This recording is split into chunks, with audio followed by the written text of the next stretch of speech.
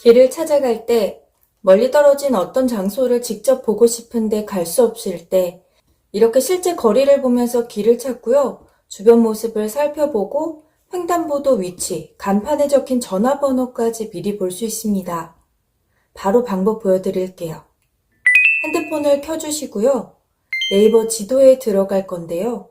네이버 지도는 이렇게 생긴 앱이죠.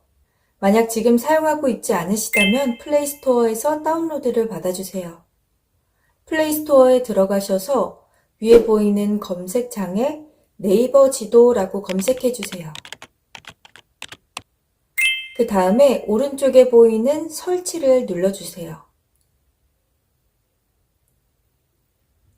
설치가 완료됐으면 열기를 누르겠습니다. 이런 창이 뜨는데요. 허용을 눌러주시고요. 앱 사용 중에만 허용을 눌러주세요. 그리고 광고 알림 수시는 저는 아니오를 누르겠습니다. 이벤트 팝업 창이 뜨는데 밑에 닫기를 눌러주세요. 그러면 이렇게 지도가 시작이 됩니다. 이 지도는 손가락 2개를 대고 벌리면 이렇게 확대가 되고요. 반대로 손가락 2개를 모으면 이렇게 축소가 됩니다. 그래서 여러 번 축소하면 이렇게 우리나라를 전체적으로 볼 수 있습니다. 반대로 많이 확대하게 되면 상세한 지도를 확인할 수 있고요.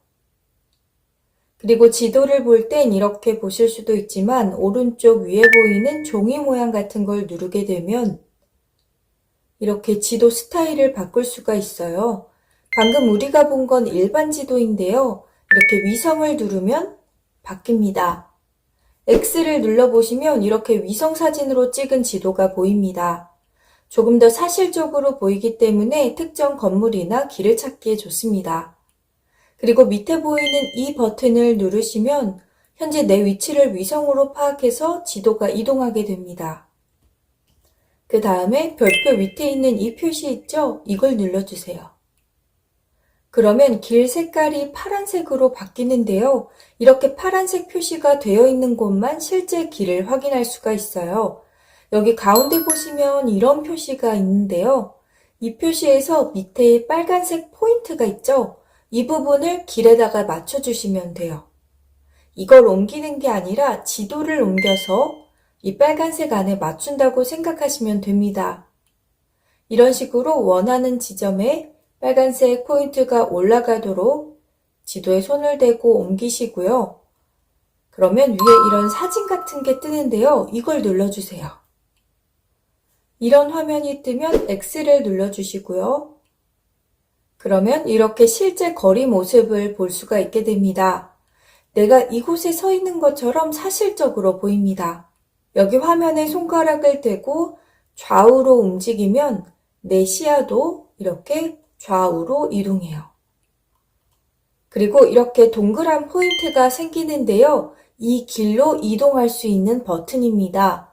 이렇게 누르면 소래포구역 앞쪽으로 이동합니다. 또 다시 누르면 앞으로 또 전진하게 되고요. 만약 이 방향이 아니다 하시면 화면에 손을 대고 옆으로 이렇게 돌려보세요.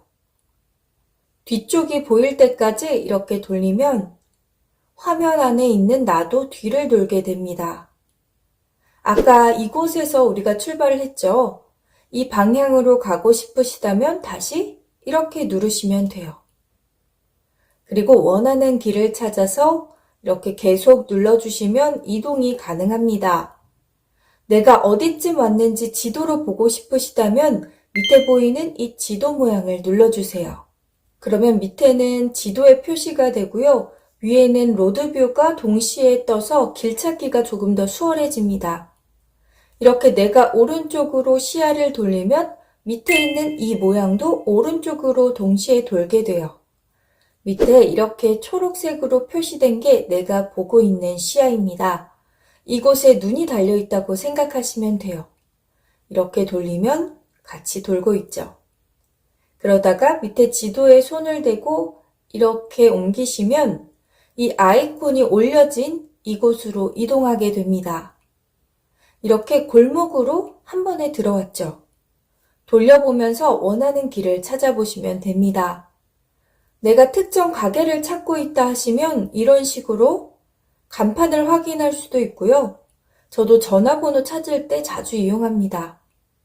이곳에 주차 공간이 있는지, 주변 길이 좋은지, 찾아가기 편한 곳인지 미리 파악할 수도 있고요. 실제 건물들과 길 모습을 보여주기 때문에 길에서 다른 사람에게 물어보지 않아도 충분히 혼자 찾아갈 수가 있죠. 왼쪽 위를 보시면 이 로드뷰가 찍힌 날짜를 보실 수 있어요. 2024년 1월에 촬영된 모습이니까 지금이랑 거의 차이가 없겠죠. 그리고 오른쪽에 있는 이 비행기 모양을 누르시면 이렇게 항공뷰로 보실 수가 있어요. 그리고 이렇게 지도에서 찾아가는 방법도 있고요. 바로 검색해 볼 수도 있습니다. 오른쪽 위에 있는 X 표시를 눌러주시고요. 위에 보이는 검색창에 검색을 해주시면 돼요. 검색창을 터치해 주시고요. 소래포구역에서 홈플러스를 찾아간다고 가정해 볼게요. 출발지인 소래포구역을 한번 검색해 볼게요.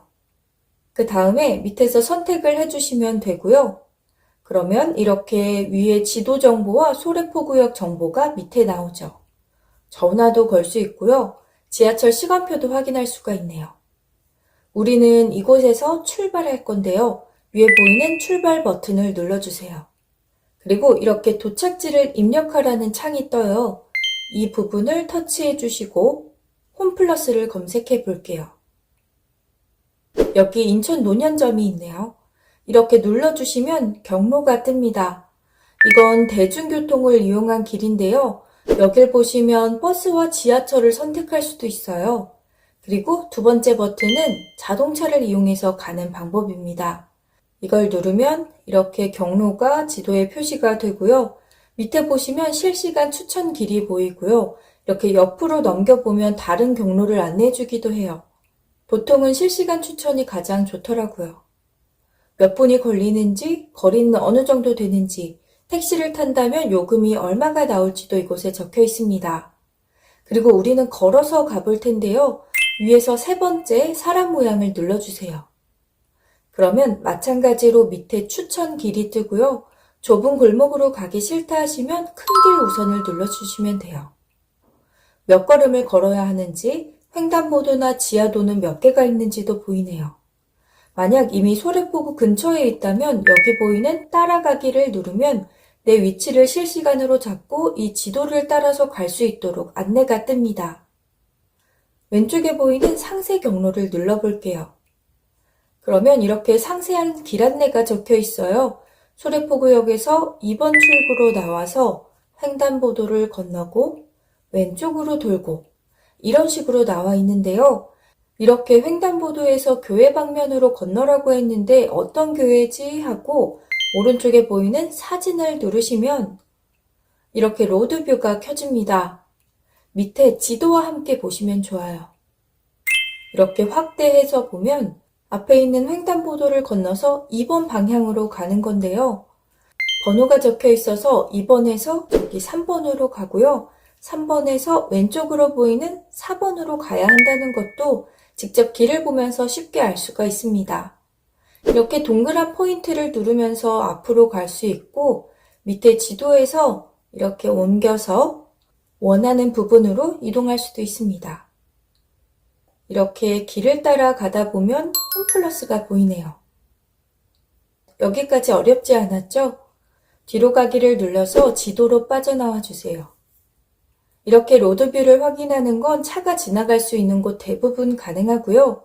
차가 갈 수 없는 우리가 직접 가기 힘든 곳도 핸드폰으로 쉽게 볼 수 있습니다. 예를 들어 제주도도 볼 수 있고 강릉, 울릉도, 북한산 같은 곳도 확인할 수가 있는데요. 북한산으로 한번 가볼까요?